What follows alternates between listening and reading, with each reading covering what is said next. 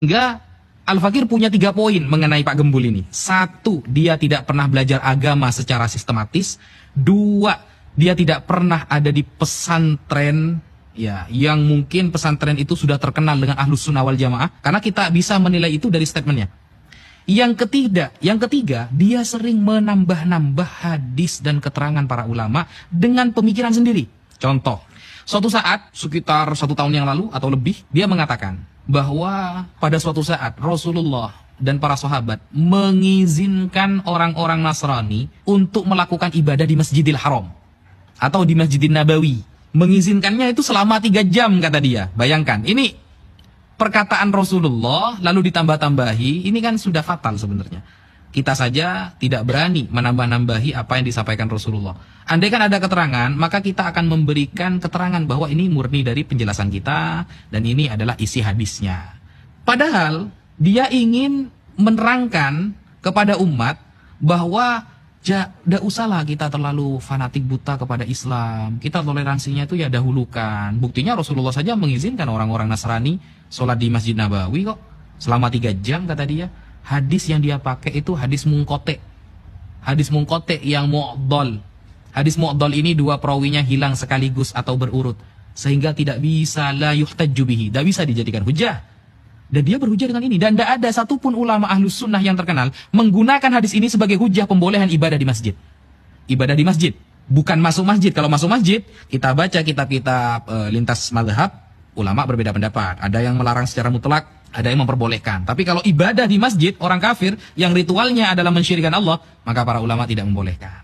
Ini kan sudah ngawur. Berarti dia tidak pernah belajar kitab hadis. Tidak pernah belajar ilmu hadis. Kemudian, tentang nasab. Dia mengatakan begini. Sayyidah Fatimah tidak memiliki privilege, kata dia. Tidak memiliki keutamaan yang dihususkan. Sehingga Rasulullah mengatakan, Lau kanat binti Fatimah sarokot lakotok yadaha. Andaikan Fatimah yang mencuri, aku akan memotong sendiri tangannya. Ini menunjukkan bahwa Fatimah saja tidak punya kemuliaan. Biasa-biasa saja, sesuai standar saja. Apalagi yang nasabnya jauh di bawah Fatimah seperti kalangan para habaib. Nah, itu dia menyampaikan seperti itu. Dia lupa, kayaknya dia tidak pernah khatam membaca Al-Quran. Padahal ahlul kisah itu jelas tertulis di dalam Al-Quran. Allah Subhanahu wa taala berfirman, "Innama yuridullahu liyudhhiba 'ankumur rijsa ahlal baiti wa yutahhirakum tathhira." Kita buka di dalam kitab tafsir Ibnu Katsir Ad-Dimashqi, tafsir Al-Qurtubi, tafsir Ad-Durrul Mansur fi Tafsir bil Ma'thur Al-Imam As-Suyuti atau tafsir yang lain. Maka di sana maksudnya adalah Ali, Husain, Hasan dan Fatimah. Menunjukkan berarti beliau memiliki kekhususan. Dan dia tidak pernah belajar fikih juga, sehingga dia tidak tahu bahwa antara keutamaan dengan larangan itu beda bab. Kalau melanggar syariat, siapapun akan dihukum secara sama. Siapapun. Bahkan Sidina Umar bin Al-Khattab punya anak namanya Abdurrahman Al-Ausad. Abdurrahman Al-Ausad suatu saat berzina. Siapa yang menghukumnya? Langsung ayahnya sendiri. Yaitu Sayyidina Umar bin Al-Khattab. Dihadapkan di depan masyarakat, dicambuk 100 kali. Abdurrahman Al-Ausad bin Umar bin Al-Khattab. Jadi Sayyidina Umar ketika dia dijilid atau dipecut selama 100 kali, sampai pertengahan istri Sayyidina Umar mengatakan, "Wahai Umar, itu anakmu, undurlah hukumannya besok lagi. Sekarang mungkin 50, besoknya 50." gitu. Apa kata Sayyidina Umar? "Saya tidak akan mengundur hukumannya sebagaimana dia tidak mengundur maksiatnya." Kata Sayyidina Umar bin Khattab. Tegas memang dalam hal syariat, tapi dalam hal keutamaan itu beda bab. Dalam hal keutamaan ini adalah beda bab. Keutamaan seseorang itu sudah disampaikan oleh Rasulullah. Jangankan Sayyidah Fatimah, orang yang ikut perang Badar saja Rasulullah menjamin masuk surga. La yadkhulan nar ahadun man syahida badran wal Hudaybiyah. Tidak akan menyentuh neraka orang yang pernah ikut perang Badar dan perang Hudaybiyah. Atau keutamaan orang-orang para sahabat yang bai'atur ridwan tahta syajarah, di bawah pohon, disebutkan dalam Al-Quran. Bahkan Al-Quran sendiri mengatakan, kuntum khaira ummatin ukhrijat linnas ta'muruna bil ma'ruf wa tanhauna 'anil munkar. Siapa kuntum di sana? Khitabnya pertama kali kepada para sahabat. Atau ketika mengatakan la takhaf wa la tahzan innallaha ma'ana. Siapa khitabnya di sana? Sayyidina Abu Bakr Siddiq radhiyallahu an.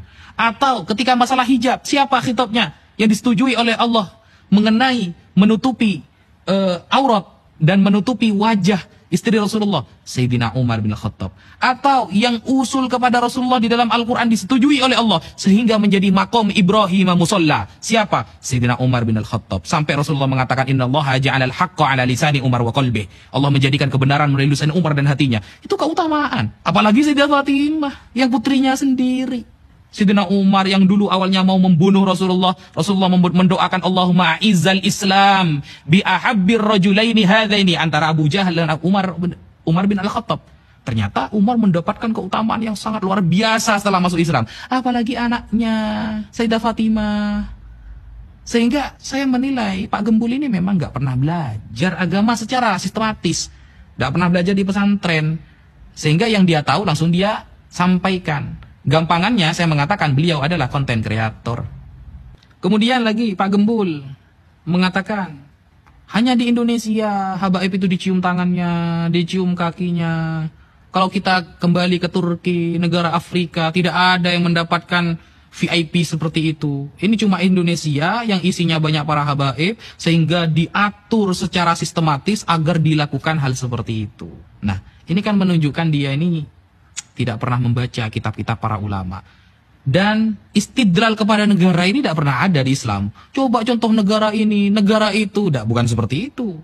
Istidlal, menyampaikan sebuah dalil ini rujukannya para ulama. Makanya Al-Quran mengatakan, Fas'alu ahla dzikri in kuntum la ta'lamun. Bertanyalah ke ulama kalau kamu gak tahu. Innama yakhsyallahu min ibadihi al-ulama.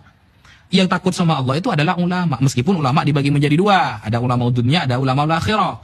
Nah, kalau para ulama sekelas Al-Imam Ibnu Hajar Al-Haytami sangat menghormati para habaib, bahkan berguru.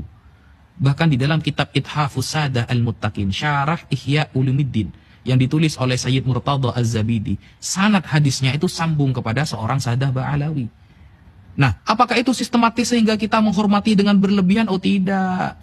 Kalau dia memang pernah membaca sejarah Islam, Imam Muslim ketika bertemu dengan Imam Al-Bukhari, bayangkan, ini bukan keturunan Rasulullah. Imam Muslim ketika bertemu dengan Imam Al-Bukhari di Mekah, ketika itu tawaf. Pengarang kitab Sahih Muslim dan Sahih Bukhari. Sahih Bukhari kitab tersoheh setelah Al-Quran. Ya, itu narasi para ulama yang sudah masyhur di kalangan kita. Ketika bertemu, Imam Muslim langsung datang mendekati Imam Bukhari dan mengatakan, Da'ni hatta uqabbila rijlak. Biarkan saya mencium kakimu, ya ustadzal ustadzin. Wahai ustadznya para ustadz.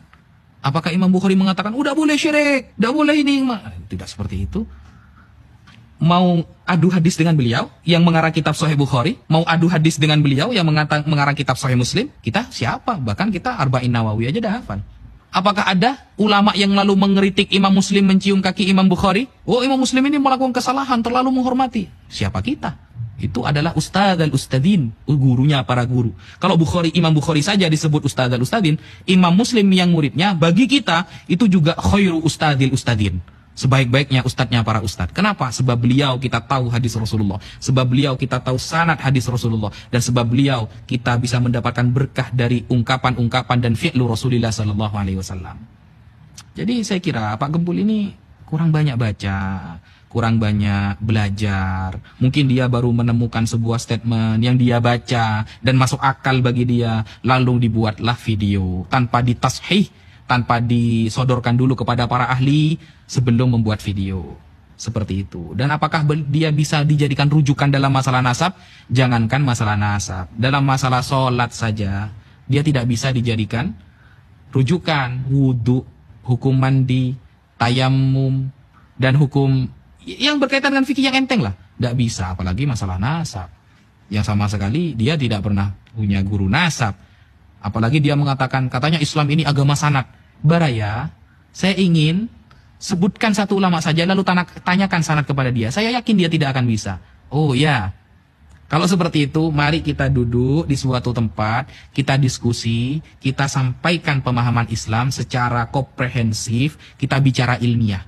Jangan hanya menyampaikan sebuah statement, melontarkan sebuah pendapat, hilang. Giliran dulu ketika Al-Fakir membuat video, ingin mengajak berdiskusi, tidak ada tanggapan. Kan lucu, mengeluarkan statement tapi tidak bisa mempertanggungjawabkan statementnya. Kalau memang dirasa memiliki keahlian dalam memahami Islam, mari kita duduk, kita bicara nasab, monggo. Kita bicara sanad, monggo. Kita bicara sejarah, mari. Mungkin seperti itu yang bisa Al-Fakir sampaikan.